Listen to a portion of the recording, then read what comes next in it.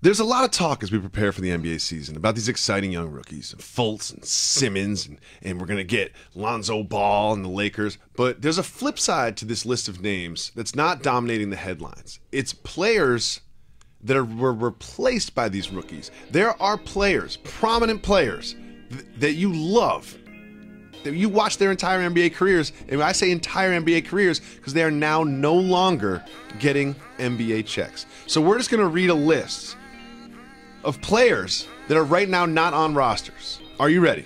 I am, and the reason why this fascinates me is because a lot of times the goal and the dream obviously is to make it to the NBA, and people clearly celebrate that opportunity. But man, it comes and goes so fast.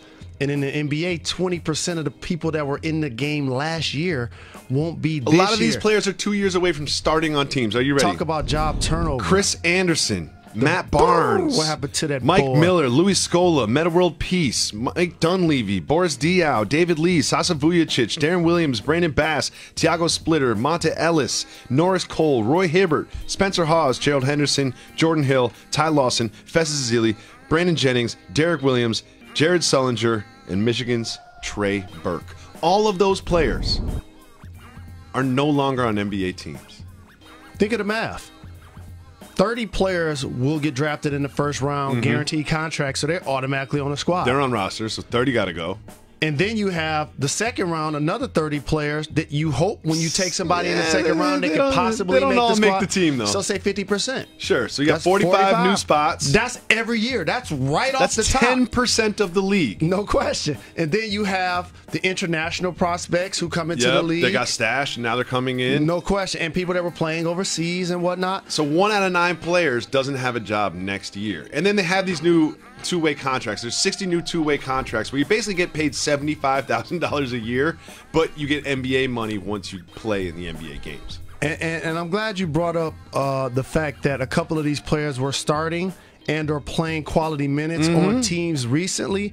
It shows you the strict job turnover that takes place not only in professional sports, but in particular in the NBA, where there are only 30 teams, 15 roster spots, 450 jobs. And we all remember the Kobe Bryant farewell tour and like the Tim Duncan retirement and like, you know, Paul Pierce and these players that are celebrated on the way out. But on this list of players are players that had great careers, players that went deep into playoffs. Some of these players have championships and they don't get celebrated. They're just gone. I have a distinction. This is why I always talk about the score of the game and the game of life.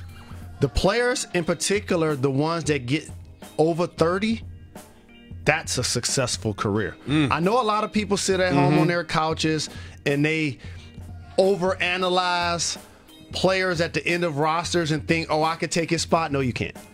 And so for a guy to play until he's 30 usually means you've played at least 5 seasons, if not more.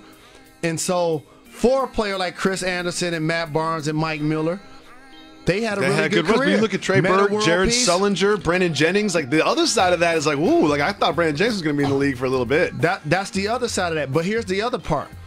I like to acknowledge these names because there is a chance, whether injury or performance, a lot of these guys can't end up back in the league this year. Yes, a lot of these guys are in gyms working out with agents on the phone, uploading videos to Instagram. But there's one thing you said that I just need to discuss. You know who one of those guys is that's on the couch looking at the end of rosters and saying I could take his spot? Do you know who one of those people is? Who? Jalen Anthony Rose. Don't lie. Don't lie. I've been right on that couch next to you. I've seen it happen. It depends on who's handling the ball. You know, somebody's going to do all of the work like Russell or LeBron and get me a corner 3. I got to hit that. If I got to do any work or get in a defensive stance or take a charge, not going to be able to do it. Before you're playing defense and hitting corner 3s, you got to work on just getting up and down the court, Jay. Come on, man. You got to work on getting up and down the court. Running ain't the problem. Stopping is. Jumping ain't the problem. The aches and pains when you land are. You ain't jumping.